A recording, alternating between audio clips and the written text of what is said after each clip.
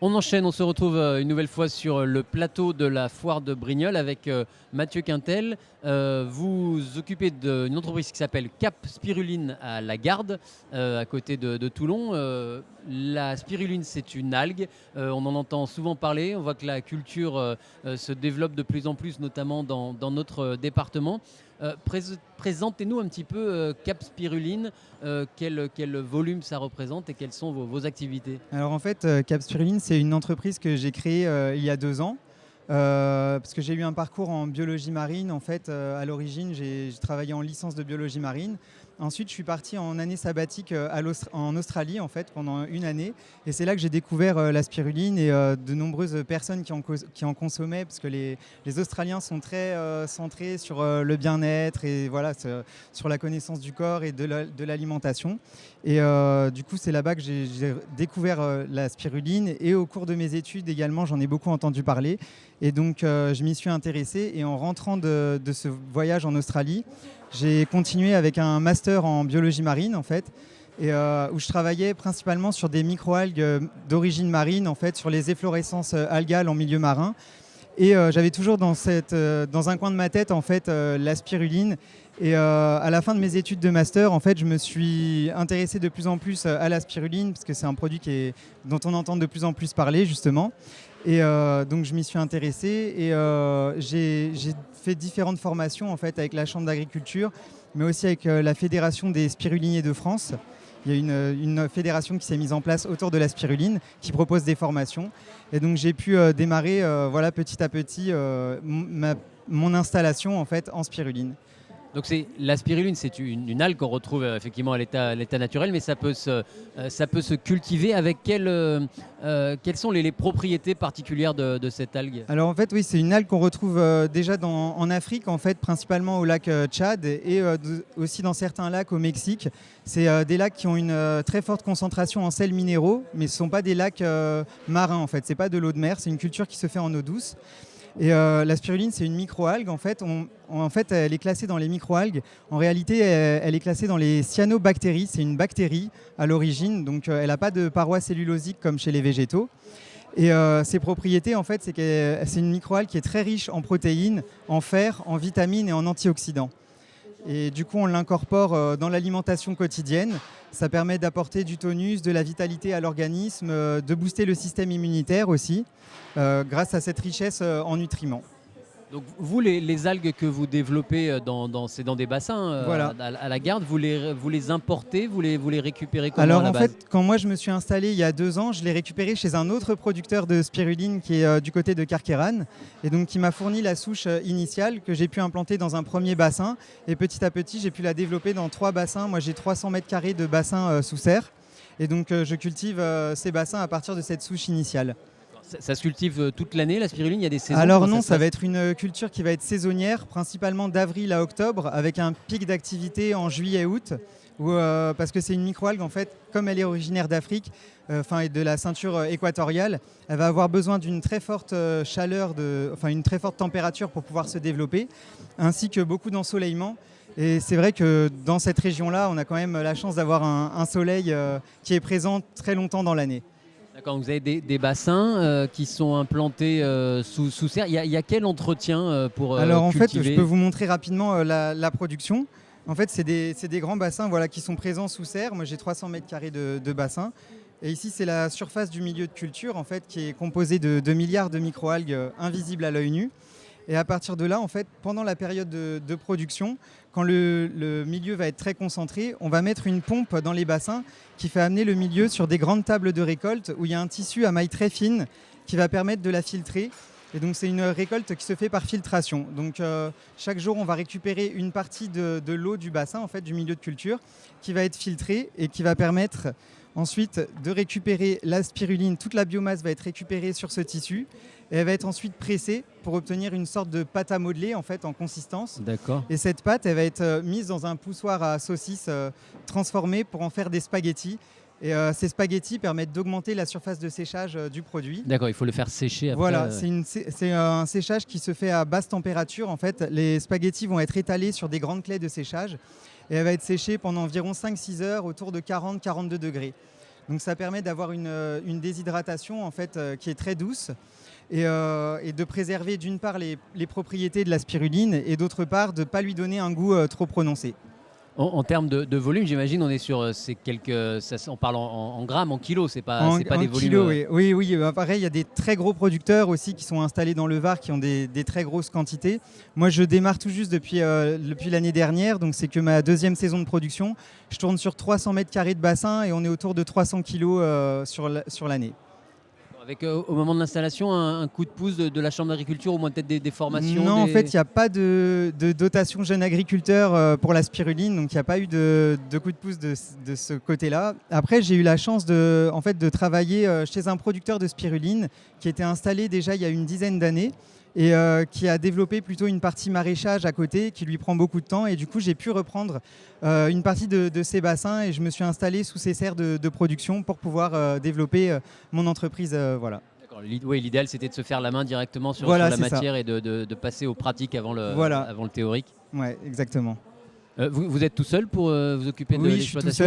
Oui, je suis tout seul. Je me suis installé tout seul. Et après, j'ai 300 mètres carrés de bassin. C'est gérable pour une personne. Après, il y a quand même la partie production et la partie commercialisation qui peuvent prendre aussi beaucoup de temps parce que c'est pas tout de produire la spiruline, mais il faut pouvoir la vendre. Et c'est pour ça aussi que je suis présent sur la foire de Brignoles pour pouvoir faire découvrir le produit au plus grand nombre. Oui, bien sûr, la vendre, la décliner. Justement, vous êtes venu ce matin avec quelques produits. Quelques échantillons. Alors dites-nous un peu ce que là, le petit pot, c'est la spiruline à l'état brut. Voilà, c'est la spiruline comme on va la proposer en fait sur les sachets. En fait, dans les sachets, c'est sous forme de paillettes. En fait, et là ici vous avez les sachets justement de paillettes qui font 100 grammes en fait, qui fonctionnent pour une cure d'un mois. À raison d'une cuillère à café par jour, c'est ce qui est recommandé généralement pour bénéficier des bienfaits de la spiruline. Et donc ces sachets vous font une cure d'un mois, après qui peut être renouvelable selon les besoins, en fait, selon les intensités sportives. Aussi, vous avez des sportifs qui vont avoir des besoins en spiruline plus importants, dus à leur activité physique, à leurs besoins en récupération. Ça permet aussi de diminuer les crampes. Donc voilà, et certaines catégories de personnes, les personnes qui sont en manque de fer aussi, par exemple, qui cherchent des sources de fer naturelles dans l'alimentation. Là, c'est un très bon concentré de fer complètement naturel. Vous avez aussi beaucoup de personnes qui sont végétariennes ou véganes qui consomment de la spiruline justement pour cette source en protéines végétales alternatives. Parce que la spiruline contient 65% de protéines avec tous les acides aminés essentiels et non essentiels, donc ça intéresse beaucoup ce type de personnes. Donc vous nous disiez idéalement voilà, c'est sur des cures de 1 mois, une cuillère à café par jour. On l'administre comment la cuillère à café? Ça s'incorpore à la nourriture, on le mange à part? Alors voilà, ça s'incorpore à la nourriture. En fait, moi, elle est séchée à basse température. Du coup, elle n'a pas un goût très prononcé comme certaines spirulines qu'on peut retrouver en grande surface ou dans les pharmacies qui viennent généralement de l'étranger, de Chine ou d'Inde et qui sont séchées à très haute température. En fait, c'est de la spiruline industrielle et c'est un séchage par ionisation qui est très, très fort et qui peut parfois donner un goût ou une odeur assez prononcée à la spiruline, voire de poisson un peu pourri, qui est très désagréable en goût. Et là, en fait, le séchage à basse température, ça permet de préserver ses propriétés et en plus de ne pas lui donner un goût très fort. Donc, elle peut se marier aussi bien dans des produits salés que sucrés. D'accord, parce que moi, naïvement, je pensais que la spiruline était une algue marine, donc pas du tout. Donc il n'y a pas ce goût iodé très salé prononcé. Et c'est aussi un avantage, en fait, que ce soit une culture en eau douce, c'est qu'il n'y a pas de contre-indication pour les personnes qui peuvent avoir des problèmes de thyroïde, en fait, vis-à-vis de l'iode. En fait, il n'y a pas d'iode dans la spiruline comme dans les algues marines. D'accord. Donc ça, c'est des sachets. Vous commercialisez ça sous forme de sachets donc pour des cures de 1 mois. Voilà. Mais on est passé tout à l'heure devant votre stand. Il y a aussi des produits dérivés, entre guillemets. On peut voilà. Alors, pour la spiruline en produit brut, je la fais sous forme de paillettes. Je la propose aussi sous forme de poudre pour ceux qui veulent plutôt la mélanger dans des jus de fruits, dans des smoothies, des yaourts. Et je la propose aussi sous forme de comprimé parce qu'il y a des personnes qui sont plus habituées à ce côté complément alimentaire et qui aiment la notion de dose et aussi ne pas avoir le goût de la spiruline.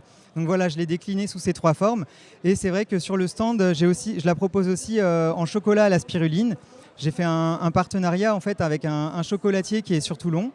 Et il était un petit peu intrigué au début quand je lui ai proposé ce partenariat.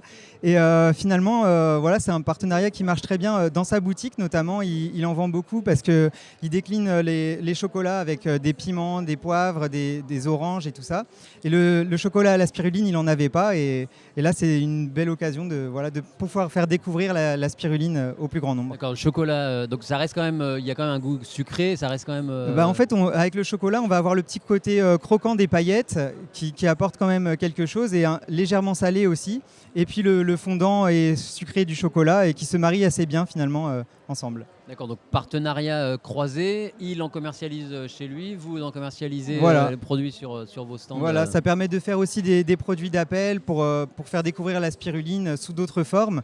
Il y a pas mal de personnes qui peuvent avoir des appréhensions en fait, sur le goût de la spiruline, et en sachant que c'est une algue et voilà, qui ne sont pas forcément ouverts à ce type de produit. Oui, c'est toujours un peu déroutant. Il y a des applications en cuisine aussi, vous avez déjà essayé avec des chefs, des cuisiniers? C'est un produit qu'il ne faut pas cuire parce comme elle est séchée à basse température et ça préserve d'une part les protéines ou les vitamines qui peuvent être thermosensibles. Donc si on veut bénéficier des bienfaits au maximum, il est conseillé de ne pas la cuire. Après, on peut l'associer dans plein de préparations froides, dans des houmous, des tapenades, pour la présenter par exemple sur des apéritifs avec des amis pour faire découvrir la spiruline. On peut la proposer dans plein de déclinaisons possibles. Donc on peut vous retrouver là tout au long de cette semaine sur le village des producteurs, là, sur la foire. Les salons, les foires comme celle-ci, c'est nouveau pour vous? C'est un passage obligé?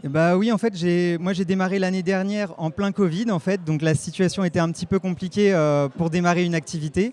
Et là, c'est ma deuxième saison de production. Je fais aussi le marché de Toulon, en fait, les week-ends, le marché des producteurs le vendredi. Et sur le cours Landrin. Voilà, sur le cours Paul Landrin, et le samedi aussi sur le cours Lafayette. Et là, c'est vrai que pendant l'été, j'ai eu beaucoup de personnes qui étaient intéressées par la spiruline, beaucoup de touristes. Il y a également les bateaux pour la Corse aussi, donc il y avait beaucoup de personnes. Donc là, c'était vraiment très intéressant. Et après, j'essaye de trouver des événements, des salons, des foires pour faire connaître au maximum le produit et mon entreprise. Oui, j'imagine qu'il y a un vrai travail aussi de pédagogie, d'évangélisation, de présenter le produit. C'est un petit peu ça. On va avoir deux cas de figure. En fait, on va avoir les personnes qui connaissent déjà la spiruline, qui en consomment régulièrement et du coup, qui, en passant devant le stand, se disent tiens, c'est le moment de faire une cure. Et il y en a d'autres qui sont plus sceptiques sur le produit, qui peuvent goûter directement sur le stand, qui prennent aussi mes prospectus par exemple et qui reviennent. Enfin, je vois par exemple sur le marché de Toulon, quand ils prennent mes prospectus, ils reviennent souvent la semaine d'après, ils se disent tiens finalement je vais essayer la cure et voir ce que ça donne et voilà. Là, on peut goûter sur votre stand, oui. on peut voir un peu le goût que ça peut avoir. Oui, je peux la proposer soit en produit brut, si vous voulez la goûter comme ça, vous pouvez. Et sinon, je la propose avec de la confiture de fraises, histoire de la marier avec un petit produit sucré. Et en fait, le goût est très très masqué dans ce type de... D'accord, fraises et spiruline, chocolat et spiruline, voilà, on peut se laisser aller à des expérimentations un peu ou même inattendues. sur des salades le midi, il y en a qui la consomment juste sous forme de paillettes. On a ce petit côté croquant dans les salades ou sur les entrées. Et l'idée c'est d'en consommer une cuillère à café par jour pendant un mois. D'accord, donc multiplier les marchés, on vous retrouve sur les marchés à l'arrivée des bateaux de croisière. Vos canaux de diffusion aujourd'hui, de commercialisation, c'est pour l'instant, moi je privilégie beaucoup plus la vente directe parce que ça permet d'entrer en contact directement avec le consommateur, d'expliquer un petit peu le produit, comment il est produit. Il y a beaucoup de gens justement qui en sachant que je suis producteur de spiruline, ça leur donne plus envie d'acheter parce que maintenant on a plus envie de se retourner vers de la consommation locale, éthique et plus saine pour la santé aussi. Et c'est un moyen privilégié de pouvoir la vendre directement sur les foires, les marchés, les salons. Et je la vends aussi après sur Internet, directement sur mon site capspiruline.com. Il y a une partie boutique où les gens peuvent commander les sachets de spiruline selon leurs besoins. Donc voilà, il y a aussi de la vente en ligne. Vous expédiez un peu, ça reste local ou alors est-ce que vous expédiez un peu ça reste sur la France en fait. Dans toute la France, je vais expédier. Après, c'est vrai que les marchés, les foires, ça me permet de me faire connaître. Et généralement, les gens qui ont testé la spiruline ont envie de retester une cure un peu plus loin dans l'année ou d'en reprendre même directement après pour les bienfaits que ça leur procure. Et donc, ils recommandent. C'est souvent les mêmes noms qui reviennent sur le site. Donc, une cure de 1 mois, et j'imagine qu'en plus là, avec l'arrivée de l'automne, la lumière qui baisse, vous êtes vraiment dans le pic d'activité commerciale. C'est le bon moment pour entamer une cure. Exactement, mais en fait la spiruline, elle a ce pouvoir, on va dire, de booster le système immunitaire, d'apporter du tonus, de la vitalité à l'organisme. Et c'est vrai que de faire une cure en automne, début d'hiver, c'est vraiment l'idéal pour renforcer son organisme avant la période un peu plus difficile, on va dire. Renforcement aussi des défenses immunitaires, hein, c'est ce que vous Oui, disiez tout à l'heure. oui, en fait, vous avez 3 pigments dans la spiruline. La chlorophylle, qui est un pigment qu'on retrouve chez les végétaux classiques. Le bêta-carotène, il y en a 20 fois plus que dans la carotte en termes de concentration. Et un 3e pigment qui est bleu, c'est pour ça qu'on l'appelle parfois l'algue bleue, en fait, ici. L'algue bleue, en fait, et qui est très très antioxydant et qui est notamment recherché par les sportifs, en fait, pour améliorer la récupération après l'effort, diminuer les crampes. Et voilà, c'est un pigment qui est très très intéressant et qui a ce pouvoir aussi de booster le système immunitaire. Eh bien, on va inciter les visiteurs de la foire de Brignoles à venir découvrir la spiruline sur votre stand au cœur du village des producteurs. Pardon. Mathieu Quintel, Cap Spiruline, merci d'être venu nous présenter votre entreprise et cette algue bleue, la spiruline. Merci, bonne journée et bonne foire. Merci, au revoir.